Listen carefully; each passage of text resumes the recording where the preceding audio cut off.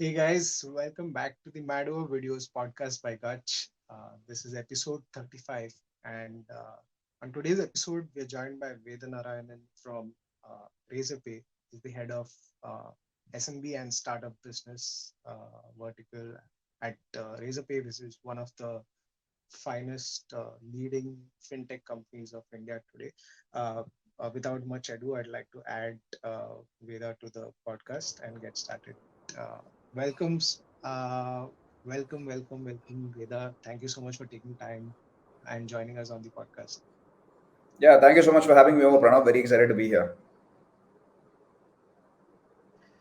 Awesome. Veda, before we get into the discussion, just if you could spend a couple of minutes in telling us a little bit about your background uh, from where you started and where you are right now, that'd be Sure. So, I'm an engineer like most Indians, and most Indians are the fortunate who are fortunate enough to obviously graduate. I'm an engineer. Then I graduated in the year 2002, the year post 9/11, when we didn't have too many job openings. Our seniors had a really good time. The kids who graduated after we did in 2003 had a really good time, but 2002 was that kind of a sandwich year, and we didn't really have a very strong placement season. So I was essentially out in the wild on my own trying to find a job. I got into a night shift job where I had to change computer spare parts. My stipend back then, I remember, it was $4,000, and then I got into Infosys. It was a mainframes role. I was into technology, and I was a programmer there. Then I went to B school, post which I had a brief but unhappy stint, in FMCG. Then I went into financial services consulting, lived abroad briefly, came back to India due to personal reasons. Then went into product management. I did product management at PayPal for a long time. Then got bitten by the startup bug, so to speak, and started off in product management, then moved into digital marketing, then larger marketing and brand roles across various startups, which were in fashion, online travel. I used to lead marketing for a company called Stazilla.com, which was in the news for all the wrong reasons a few years ago. And I was the first hire of the marketing team, helped set up things from scratch there. Then I used to lead marketing globally for Simply Learn, then at Healthify Me. Today, I take care of both marketing and sales at Razorpay for the startup and the SME practice. And in between all of this, I also got a chance to, when midlife career crisis actually peaked, that's when I actually got to do a bunch of other things beyond full time gigs. For close to a year, I was essentially freelancing, which was also a very cool experience. That was a time, I think, when we first met, right? When I was mentoring consulting for Playablo back then. I think that was the time when we first met. And so I mentor, consult either directly, early stage startups, or I work with a lot of startup acceleration programs and incubators. Atal Innovation Mission of the Government of India, several Thai chapters, where I serve them as a marketing mentor. Plus, I also serve as a visiting adjunct faculty member at quite a few Indian B schools, Bangalore, Indore, Kashipur. I've also been an independent brand strategist with Landor, which you might have heard. You're from the same industry, which is one of the world's leading boutique design and brand consulting agencies. I was part of their brand definition efforts for Digit Insurance, Axis Bank, SR Oil. So been through a bunch of different adventures. Yeah. ah brilliant. I think you did a very fantastic job of summarizing that illustrious career because I think you've spent a lot of time I don't know about across. illustrious, but it's been a lot of different adventures. So I'm sure, and I think there's so much that the listeners and the viewers would like to pick up from what you've learned, your successes and your failures. So I think for today's episode, there'll be so many insights that I'm looking forward to for entrepreneurs and marketers at startups, and how they can use the medium of video. For growing their brands. So before we get into the actual discussion, I really want to know what makes you mad over videos personally. see, I mean, all of us work in categories where, I mean, there are two things you can do, right? As a digital business, there are two things you can do. Either A, you can get to piggyback on existing user behavior patterns, which is already there on, say, Google search. That is one. But the second is, and in most categories, most startups, they're not that lucky. So you get, not everybody, gets lucky enough to be able to ride existing user search demand patterns that are already there on Google search.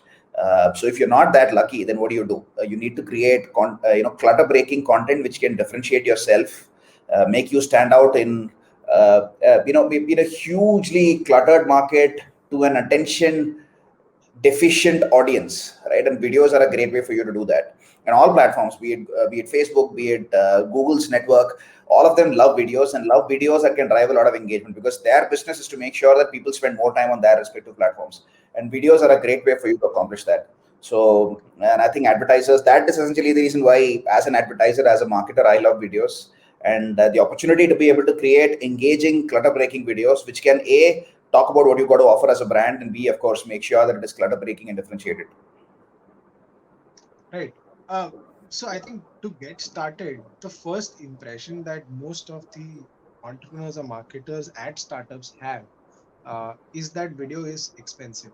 Uh, they understand the advantages of using video, but they are very shy to experiment because one, it is an elaborate process to make a video, right from getting the messaging right to, I don't know, if it's a animated video, then you'll have to do a lot of scripting, storyboarding, animatics, and things like that. If it's a shoot video, you're doing a lot of uh, casting, locations, and things like that. So it is an elaborate process, but at the same time, people also perceive it to be a very expensive activity. And most people who are ROI focused, or like they measure everything, sometimes don't see beyond the initial impression that is created, that it is expensive. So what how do you look at videos, and especially when you are at start?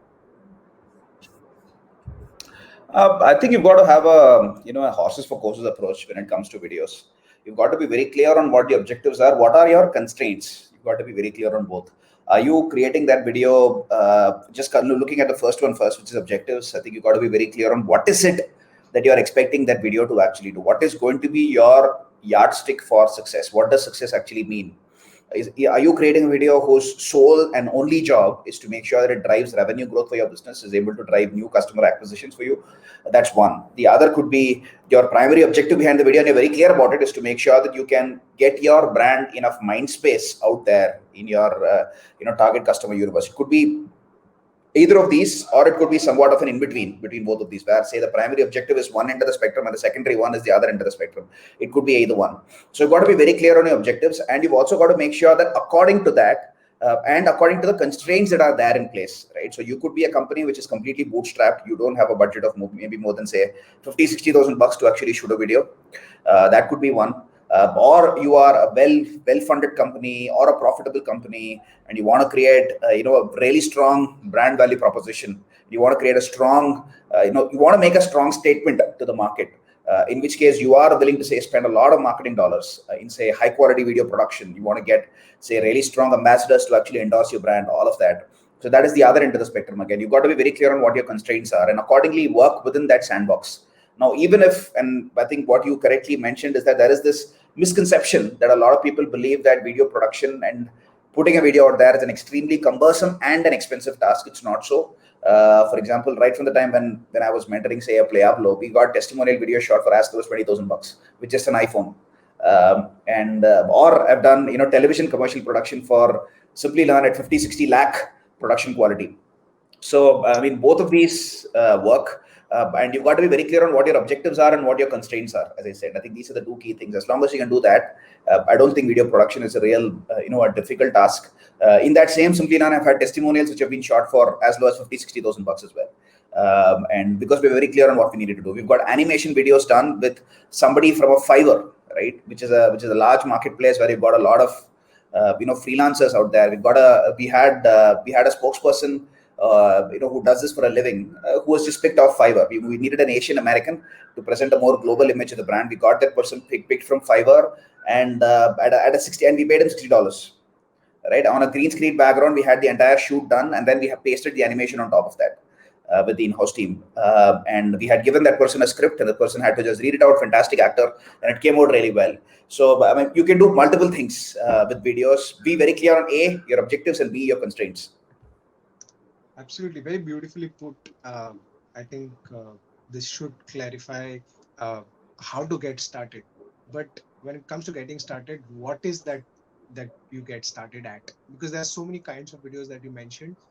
Everything from a TV commercial to an explainer video to a testimonial to a feature-driven help content.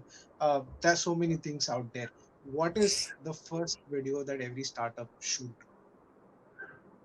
It's an interesting one. I think it comes down to the kind of category you are a part of. Now, if you're part of a category where user behavior is not quite set in, it doesn't come naturally for users. Like if you had to go back 6 to 7 years, right, rewind back, do a little bit of time travel and go back to say 2013, 2014, signing up for a payment gateway wasn't very normal behavior. So if I had put out say product explainer videos then back then, people wouldn't have been able to get it, right? And people would have had a an information deficit and b a trust deficit. And one of the best ways for you to bridge both of these is to make sure that you use testimonials, and you use testimonials really well, right? So that to me is one of the great ways. So if you're operating in a category where people, it's not quite natural, user behavior is not quite natural, it's not quite set in, the category in itself is not very mature, then testimonials are a great way for you to move forward. For example, Amazon and Flipkart don't need to use testimonials right now because the user behavior is well set in, right? There are enough and more people, there is so much trust, and it comes naturally to people thanks to the billions of dollars in advertising that they've pumped in the last decade. And if you look at Healthify Me, however, we used a lot of testimonials in the last 3 4 years because we needed to change and correct user behavior. Using a mobile app for health and fitness consultation wasn't, and it still isn't, although it is a lot more natural now, it doesn't come naturally for people. So you need people to cross that trust divide. Likewise at Simply Learn, we use testimonials a lot because we needed people to take that leap of faith with the brand. It doesn't come naturally to them. At Razorpay, while we still do testimonials, we over-index more on product explainer videos because more than trust deficit, it is an information deficit that we're looking to bridge. So you've got to be very clear on which of these are the primary determinant. So if you're operating in a category, just to summarize, where the maturity is very, very low, and you're looking to both overcome information asymmetry or information deficit and trust deficit, you over-index on testimonials. And obviously, you need to do a mix of both. Don't get me wrong. But if you're a startup with limited resources and limited mind space, you need a clear sense of what needs to be your P0 or your highest priority. So you probably over-index more on testimonials then. If you're operating in a category where user behavior is well set, people don't have a problem understanding the category. People don't have a problem trusting the category. Behavior is already there. They just need to trust your brand. The category is not the problem. They just don't know you as a brand, possibly. In that case, you over-index more on product videos, followed by testimonials, of course. That's my view, at least. right? Since we've like brought up the topic of testimonials, and you mentioned that you did a lot of testimonials at Healthify Me, I have a video from Healthify Me, one of the testimonials that I'd like to play. Sure. Maybe not the entire video, but just a glimpse, and then maybe we can talk a little bit more about that category. Sure. I had a stroke in Delhi Metro and I just fell down and my hands and my legs, they stopped working. I cannot hear anything. So that day people dragged me out of metro and I had to be taken to a hospital the very same day. I am Prakhar Singh Chandel. I was having this hypertension since I was in my BTech of second year and I used to take 2 pills daily. While scrolling down my Facebook page, I saw this advertisement, Healthify Me. I downloaded that app. I was allotted Suresh as my gym trainer and Riddhima as my dietitian by Healthify Me. I got a lot of tastier options that I could cook myself. I could ask my maid to cook. Staying fit is really awesome. It brings enough confidence in you every time you walk and talk with people. So on this World Heart Day, I want to give a message to all those people who are just like me, obese, overweight. You can stay fit. I started from 113. I dropped down to 87. Healthify Me app guided me in that. And the results in the end will really amaze you and the people around you.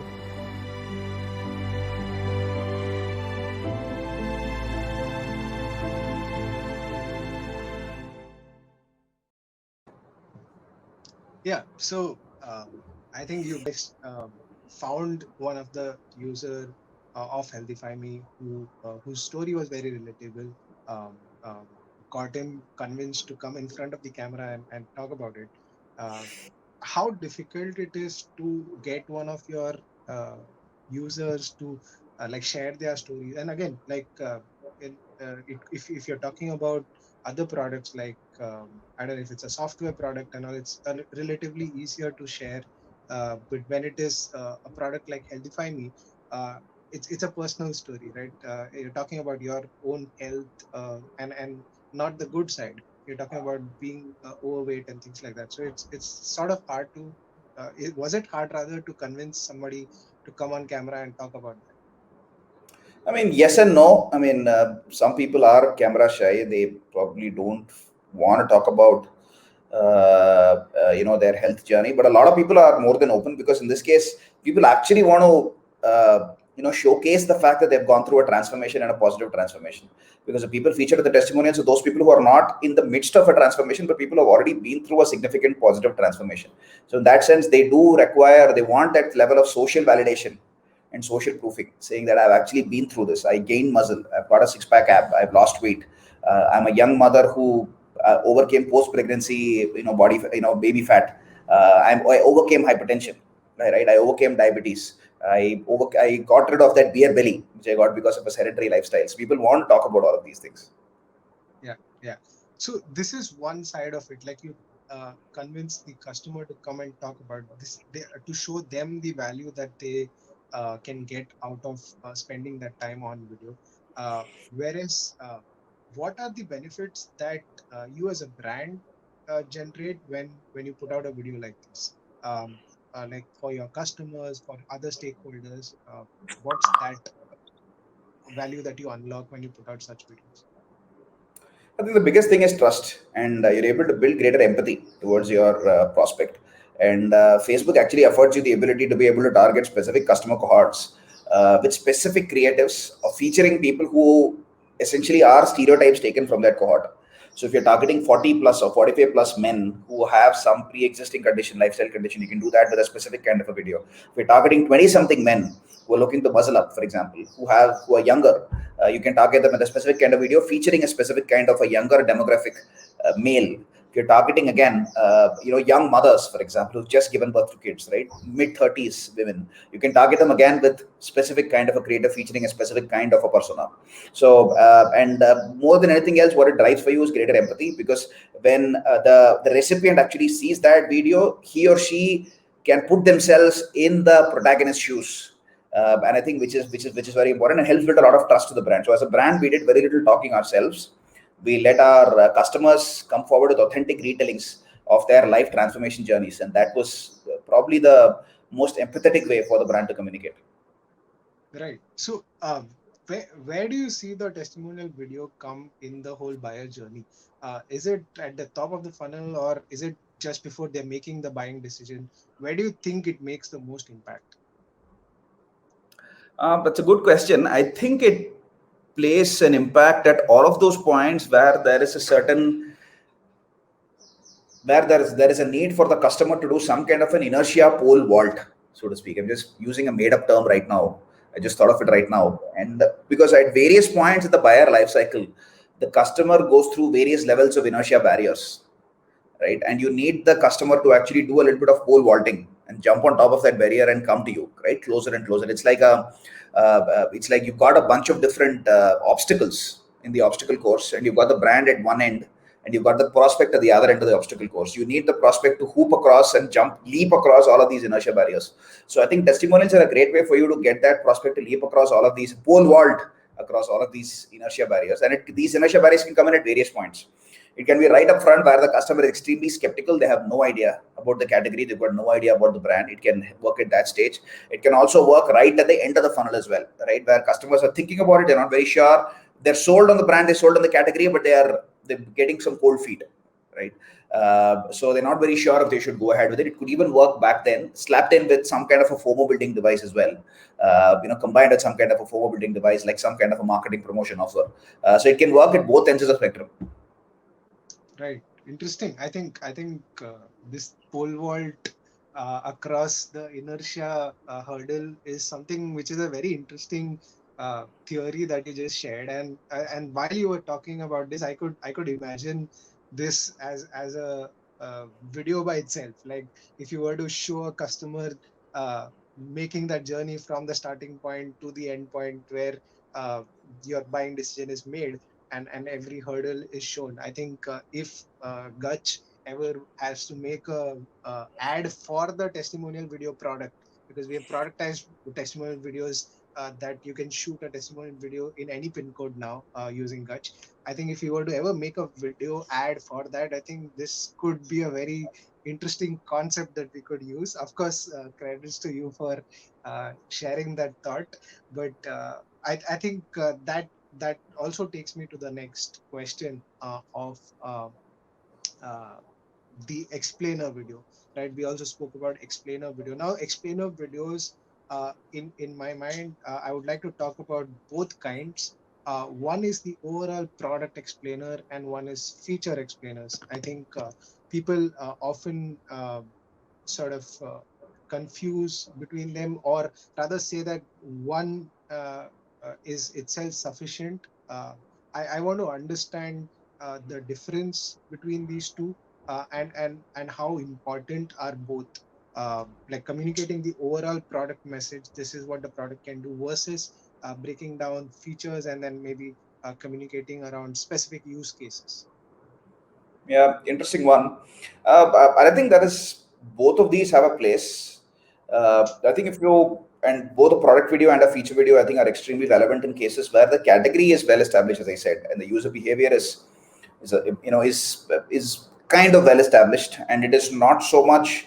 It's not a push product, right? It is a certain level of pull in the market. People are actually gravitating towards your product. Like, for example, payments today, right? A lot of businesses, first-time businesses, previously traditional businesses are moving towards digital, and they already understand the need for digital payments. And what they need is help and hand-holding across their adoption journey, which is where product explainer and feature explainer videos both come in. They already know the kind of impact that digital payments can make in their business. They don't necessarily need to see a testimonial to be convinced about it. They just want to know how. Right, the what is not the question, the how is the question that they have. So the product explainer video, I think, works really well for products which are slightly more simple and can be broken down and can't really be broken down into smaller configurable elements. So I think in those cases, I think the product explainer video works particularly better. I think the feature explainer video works well for slightly more complicated products which have multiple use cases and which are slightly larger. In that case, there is a need for you to break that product down into the sum of its individual features and create a video which is a composition of both what the product is and what are all the features that it supports. For example, the payment button video, that we made. For the payment button is one of our fastest growing, best performing products at Razorpay. Apart from our payment gateway, payment link, payment page products, the payment button video, we talk about the fact that it can provide all of the features that your payment gateway can. Plus, of course, it can support subscriptions, which is another very important feature. And the fact that it is no code, right? You don't need to know technology. You don't need to know coding to actually use this product. You can use this in 4 minutes, 32 seconds, right? There is no hassle of integration per se. We talk about things like this. So even if you're a developer, and we see a lot of entrepreneurs coming in, even if you're not a developer, and if you're an entrepreneur who doesn't know anything about technology, who doesn't know anything about coding, but you understand the importance of digital, you can start using a product like this really quickly. A payment page product, for example, we pitch it specifically as a lot of, as a sum of two parts again, as a brand building vehicle. It gives you brand presence in the digital ecosystem, and it also helps you receive payments from your end customers, because a lot of entrepreneurs today, they're in a hurry to start receiving payments. Earlier, they used to want to set up a digital brand presence first. Then, as an afterthought, they used to think of digital payments. Now, people are in a hurry. They want to do both, or they want to set up a digital payments infrastructure first. So a product like Payment Page is a boon for them because it is a 2-in-1. We talk about both, how it helps them establish A, feature, which is very important, which is about a digital brand presence, and B, the payment stack. And the fact that it is no code again. You don't need a developer again. You can start using this. So I think both of these have a place. Product videos, in summary, for those products that are extremely simple. Product plus feature videos, where you break that product into its individual features, for slightly more comprehensive, complicated products. Right. Since you mentioned the payment button video being one of the most highly performing videos for the brand right now, I'd like to show that video on the podcast. Before maybe you can talk me a little bit about what went behind making this as well, for everybody's benefit. Sure. Do you wish to accept digital payments on your new website but have limited knowledge of coding? Worry no more. Say hello to Razorpay payment buttons. Start collecting payments on any website in just 4 minutes 32 seconds. We actually timed it. Add unlimited customized payment buttons to any website. It comes with high success rates and fewer payment declines for your customers, enabling you to increase revenue by up to rupees 1 lakh per month. All this at incredibly competitive rates. Start your free trial with Razorpay today. Right. So if you can give us a little bit behind the scenes of how you made the video, like right from the messaging, the scripting to actually pulling it off. Like I'm assuming this is done with very minimal external help as well. Yeah, this was essentially we had the shoot of the narrator separately done, and then we stitched it together with the animation. And this video essentially is a reconstruction of all of the key questions that our customers and our prospects actually mentioned during all of the consumer research that we have done. I take at least 5 customer calls every week, and this essentially is a regurgitation, if you will, of all of the insights that came through all of those customer conversations. All of these specifically touch upon specific need states and questions that are there in the prospect's mind. How I don't know coding, can I use this? Because there is a certain level of, at least till a year back, there was a certain level of elitism around digital payments. It wasn't open to all. And one of the things at Razorpay that we want to do is we want to democratize access to digital payments. We want to make it open for all. We want to make it more egalitarian. And no code, fits right in there. And this essentially is a case point where we spoke about how you can use it really quickly. You can integrate it. You can put in any kind of a button, whatever you want on any page on your website with just pasting 2 lines of code. You just need to copy paste it. There's nothing you need to do. Plus, of course, we wanted to speak to those personae who were at the end of the spectrum, who needed to pole vault across the last inertia barrier, so to speak. We also given that starter package of 0 commission fees for 3 months. And we also had that was also time bound, just to build a sense of FOMO. So those were the elements that went into the video. Right. Absolutely. I think I love the point that all these points were borrowed from conversations with real customers. And you also mentioned that you did a bunch of customer calls before actually coming up with the messaging. If you could stress a little bit more on why marketers should actually take a lot of customer calls, because they are people that typically like to sit in their own cubicles or offices and cook up these amazing ideas and larger than life advertisements and things like that. But however, at startups, one need to also understand, or even at larger brands, like the insights actually come from the customer, and it's important to keep listening to them, and sometimes shut your own mouth before listening to them, so that maybe the things that you want to say, but then the customers perceive your product very differently, and you probably are solving a very different problem for them, and that's what you really want to talk about to other customers. So I think you just said it, but then what went behind that? Like, I want to understand the importance. If you could stress it a little bit. Oh yeah, I mean, you're creating videos for your end customer, so you need to know your customer. I think that's very important. I think that's a 101 and a no-brainer now. I think if you're creating, you need to know your audience, right? That's what everybody says. So having customer calls are extremely important for multiple things, for you to get a better sense of the consumer need states, what are their key motivation and inertia points. What are some of the key reasons why they thought about what they are thinking about. So one is to understand their key need states and motivation points as on date, and the second is to understand their journey to where they are today, so that you as a brand can speak to some of the earlier need states, right, which might have been there slightly earlier in their life cycle. I think it's very important for you to have an understanding there, and to know the kind of language, the kind of mind space your prospects are in, so that you can manifest that in your marketing communication. Correct. So I think we were talking about feature videos, and we just played one where you had multiple videos in this series of unlock growth with payment buttons, payment gateway, and payment pages.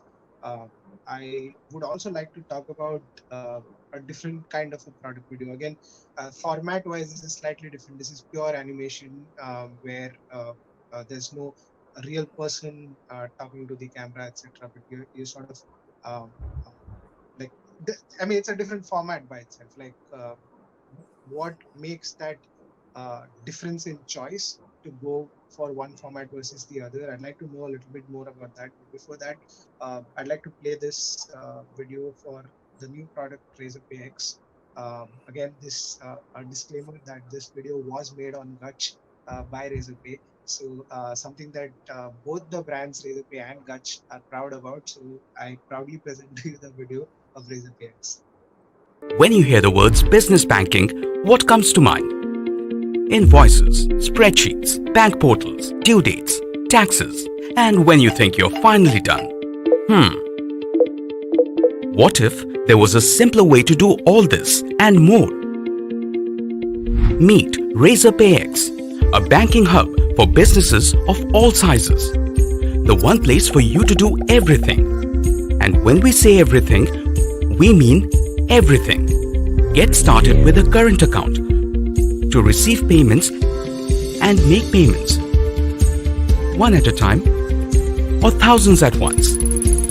Upload invoices and automatically pay vendors. You can also make customer refunds even when you don't have their bank account details. And that's not all. Automate payroll and provide employee insurance. We even take care of your tax payments for you. Hold on, there's more. Get quick business loans to fund your daily operations in one single click.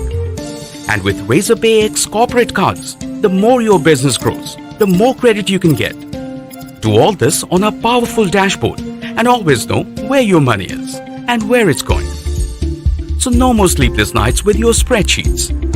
Make finance frictionless and grow your business with Razorpay X, your business banking hub.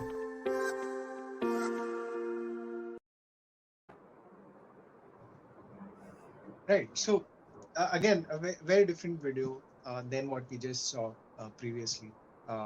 Talks about overall product. It has multiple features, multiple UI animations that you can see on screen, etc. Like, I'd like to know, like, if you could elaborate a little bit more about uh, making that choice of a shoot-based video versus an animation video. What do you think?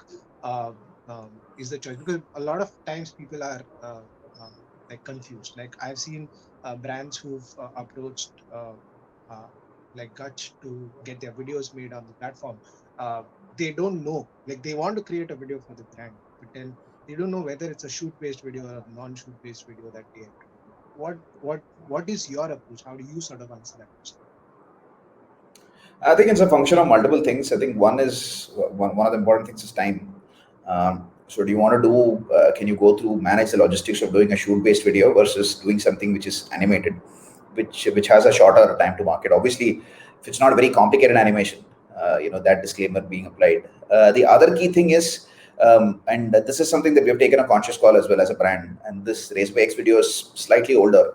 One of the things that we want to do is we want to humanize the brand that much more. So we want to make sure that in a lot of, even if it's a product explainer video, there is a human face to it, and which is what you saw in the payment buttons video, right? Which is more recent, and you would see that in future Razorpay X videos as well, where we want to make sure that there is a human face attached to the brand and it's not all just animation and numbers and jazz.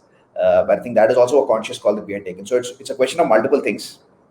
And I think if you're very early on in the brand, in the brand life cycle, if the category is well established, but the brand is a little bit of an unknown, you can still do pure animation videos. But if the brand is slightly better known and you then want to make sure that the brand's quality of consideration improves in the well established category, then all else being the same, that is possibly a pivot moment for you to start looking at inserting some human faces into the narrative and having some kind of a feature production and so on. Right. So we've spoken about explainers, we've spoken about testimonials. I also want to talk about a little bit into creating FAQ content, right? A lot of help videos where it can. What are the advantages you see to help content? One, in terms of people who are already using the product, like we're talking about. FAQ section in videos. For an e-commerce, it might mean it could mean a seller university for all that matters, like Amazon's and your Zendesks, they have a bunch of seller universities, right? And you're talking about for SaaS products, it could be a series of videos on in terms of tutorials, in terms of how to use this, versus the other advantage of attracting new customers, because a user of a opposite product or a competitor product might be facing that trouble. And then, say for example, it could be a simple question: how do I fix a tire? And the person who is possibly buying a competitor's tire today sees the video by your brand and might actually switch to your brand. So it could also be an acquisition. So how important is creating image content? Totally important, because it helps preempt questions which might be there in the in a customer's mind. Plus it also helps to post facto address questions as well, which a customer might have. You can always direct the customer to read the FAQ section. And more than anything else, and this is something that I can relate to as a business head, is that it is also a great way for you to remove human dependency, and you don't have to put people behind the problem. You don't need to have a large support staff. For example, if you have a strong enough FAQ section, I remember, I think the first job that I was talking to you about, that could have been quite easily been done by a good FAQ section. The only reason, probably in hindsight, that I got that job was because the FAQ section was bad. And I was essentially doubling up as the FAQ section, so to speak. And I was doing things which might have been very simple to do. And in most cases, it involved restarting the computer. And I think the importance of the FAQ section is to make sure that you can limit the amount of human dependency that also comes through for an organization, because you can preempt any questions that a customer might have, so you can answer those questions either proactively or you can do it reactively, both ways. Okay. I think very interesting approach when you're talking about it actually replacing your entire, like, I'm not saying replacing, but then to a certain extent reducing the dependency on your support staff, because here's the question, right? Again, doing videos will come at a specific cost, versus hiring your customer success staff, again, is also coming at a cost. You have to sort of gauge whether you want to be more efficient, because you do a video once and you're sorted. Like, the more you do, the more elaborate you get, and the more comprehensive your FAQ section is, you reduce your dependency. Whereas with humans, you have to continuously upgrade their knowledge and things like that. Like, also the whole idea of like retaining that stuff. Again, that's a category where people jump careers very often, so it becomes very difficult to sort of maintain that. So video can come in as a very handy tool there as well, like you really correctly mentioned. Moving on, I think we've spoken about a lot of stages for a company, right? From acquiring customers to helping them make that buying decision to actually helping them use the product. I want to talk about a time when you graduate to being a brand, a larger brand, and that's where you get into advertising per se. Advertising could mean digitally today you do a lot of these skippable, non-skippable ads, whereas you can also look at the traditional way of reaching out to masses, that is through television commercials, and you've seen a fair share of both. I like you to throw some light on when a brand like what a brand should know when they are ready to go or take that leap of advertising, and also how to figure out on spending on digital ads versus TV ads. I think the key thing is you've got to have a clear sense of who your customer is. Do you have a large enough audience base for you to actually go onto television? Be very clear on again what your objectives are. Are you looking at it to drive conversions? Are you looking at it to drive just put the brand out there? And the other key thing is having a clear sense of what does it take to actually attract the customer's attention. Which is why on television, obviously the stakes are very high. So you need to make sure that you run a lot of low ticket, low risk experiments on digital, which can be tightly controlled for you to have confidence on what kind of messaging will actually work with your end customer. So for example, the Simply Learn television commercial, which is what you're alluding to, we had done a lot of experiments upfront. We had tested this kind of messaging on digital, on Facebook, on Google Discovery, etc., Google Display Network, to make sure that there was enough PMF for the marketing communication. We often think of PMF only from a product perspective. I think we also need to think of PMF from the marketing communication perspective. Is there going to be fitment for my product, which in this case is the marketing communication with my end customer?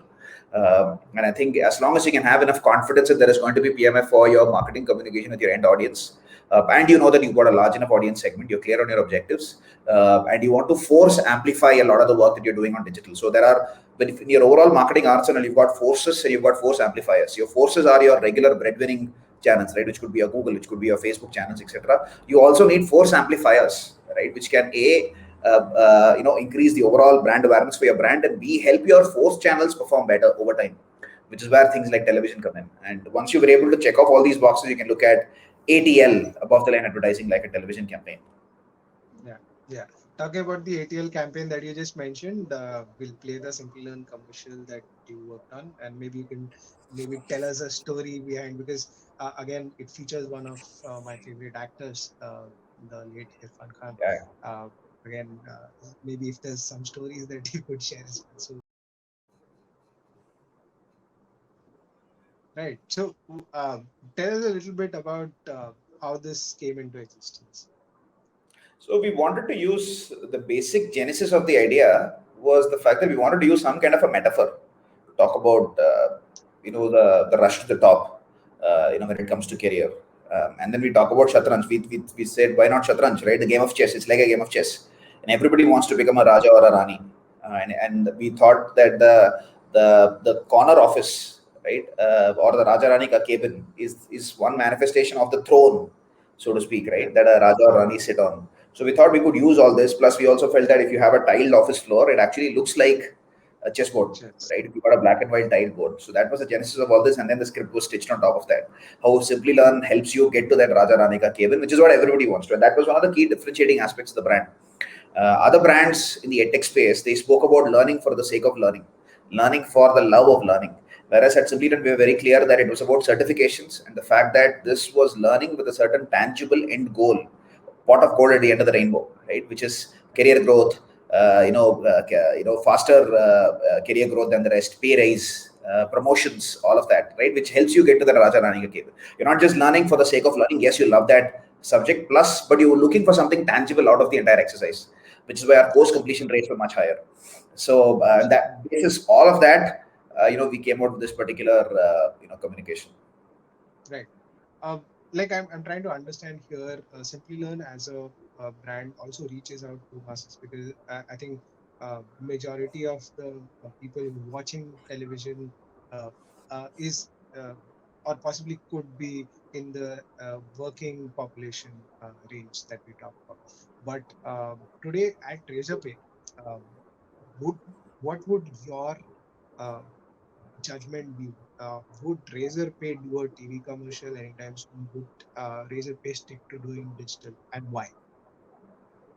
It's an interesting question. We've been thinking about it ourselves, and we probably might do a television commercial, and we might not. But and there are arguments for and against both. I think in a country like India, I think being on television in itself also builds a certain level of credibility for the brand.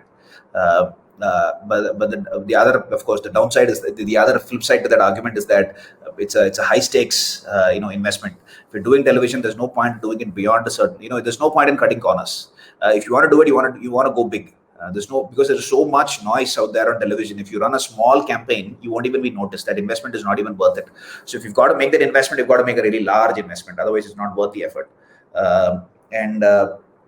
And which common sense suggests needs to be at least $1 million, 6 to 7 crores just on media when it comes to television advertising. I think that is the flip side to that. It's a high risk game. There is a lot of clutter out there. People's attention spans are limited. So you've got to make sure that you also come out with communication which is clutter breaking. And one of the best ways to break clutter, apart from the strength of the script itself and the manner in which the production is done, is to use a very popular face, right? Like the ad which has been doing the rounds of late, right? The Craig Rahul Dravid ad, which I'm sure everybody has seen. It's gone viral. That's a case in point where it has everything, right? It has a fantastic script. It's shot well. Plus, it also has a very popular face who's doing weird things. Which is totally out of character. And in our case as well, right? Simplilearn, we were going ATL for the first time. We needed a popular face. So which is why we chose Irfan Khan. There were multiple options, but we wanted somebody who could also align with the brand. The brand is also, if you had to personify the brand, it's slightly more mature.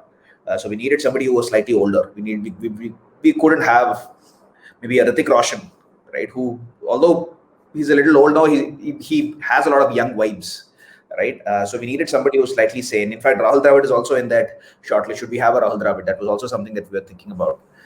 So if you had to say, if Razorpay had to do it, you would need, if I had to think about it, potentially if and when we had to do it, we probably need somebody like a Vishwanathan Anand or maybe a Rahul Dravid, one of these guys, right? Somebody who's slightly more intellectual, sophisticated. Those two are the guys that we might potentially use as brand ambassadors if and when we choose to go ATL, and if we do choose to use a brand ambassador. Right.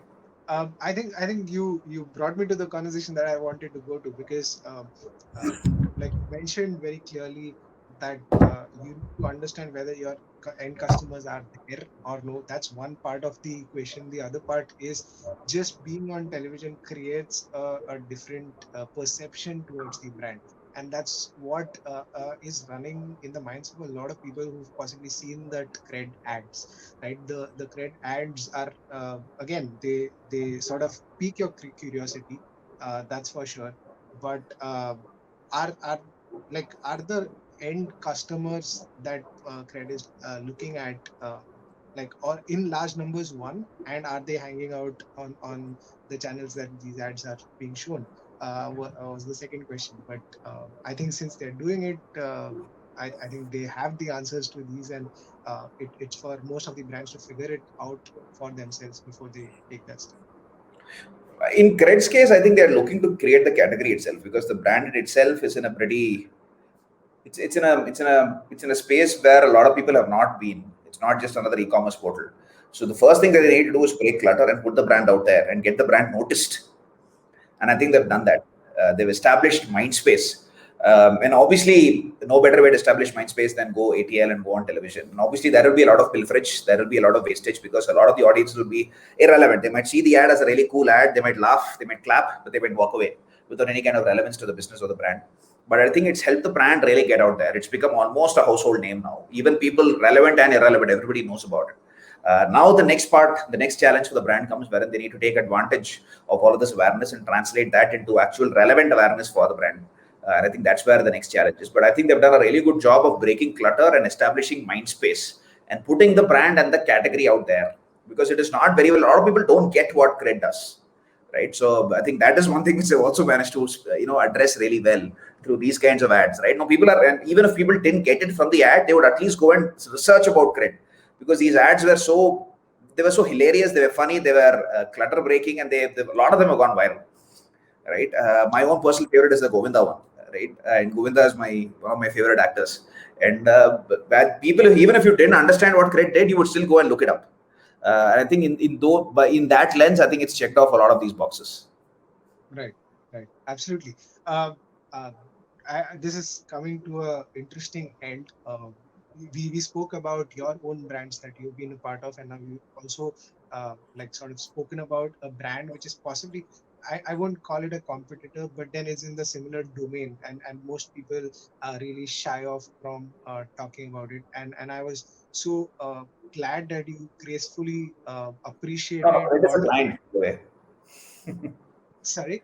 Cred is our customer, by the way. It's not a competitor at all. Yeah. Exactly. But then you're so gracious of talking about something good another marketer has been doing, or a brand has been doing.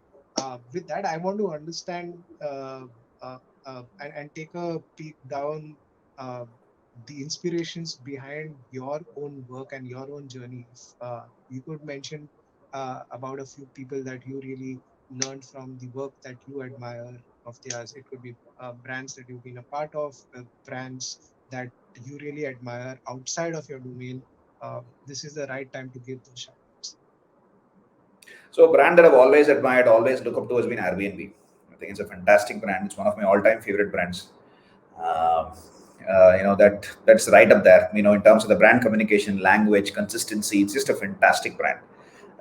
That's also because I come from a travel tech background myself, and it's always been a brand, an aspirational North Star that I've looked up to. Whenever I've traveled abroad, I've stayed in Airbnb, and I've actually lived that brand promise as well. And it's an awesome brand, one of my all-time favorites. Some of the other brands that I admire, of course, in the same space that we are in, I think Stripe is a brand that all of us look up to. There is another brand called Lemonade. You might not have heard of it. It is not what you think it is. It is actually an insurance company with a difference.